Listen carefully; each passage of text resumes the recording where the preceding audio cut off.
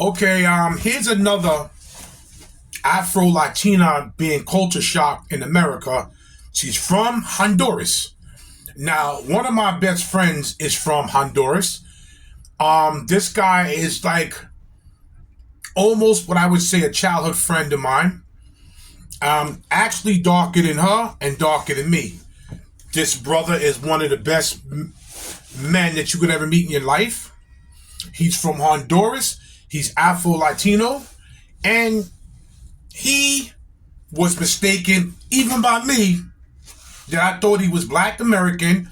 Found out he was Afro Latino, but he can still consider himself as being Black. And this stuff is going on now. It's starting to come out. All of this stuff is starting to come out. And open before it was hidden. Now people are starting to really want to say something right now about it. And she apparently is a proud Afro Latina, but she said she's still proud of being Black. Let her say what she has to say.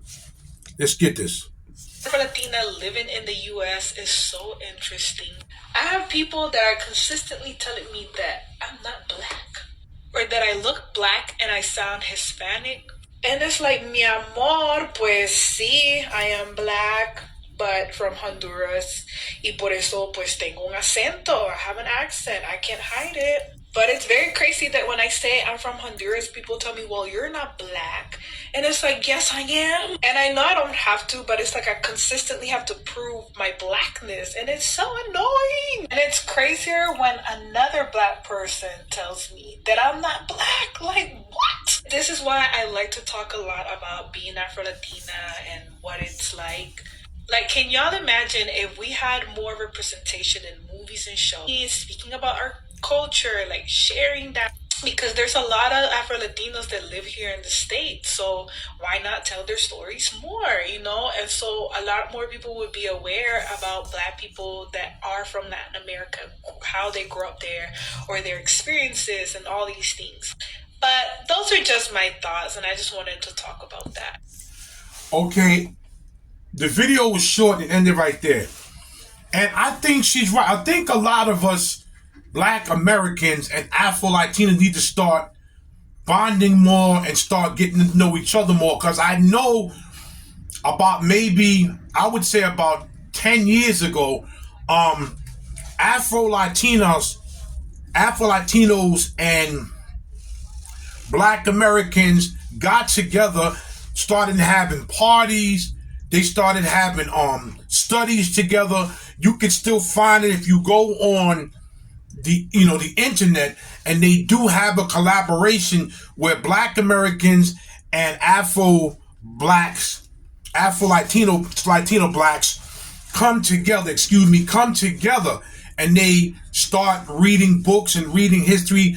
A lot of us Black Americans really need to start reading history on Afro Latins.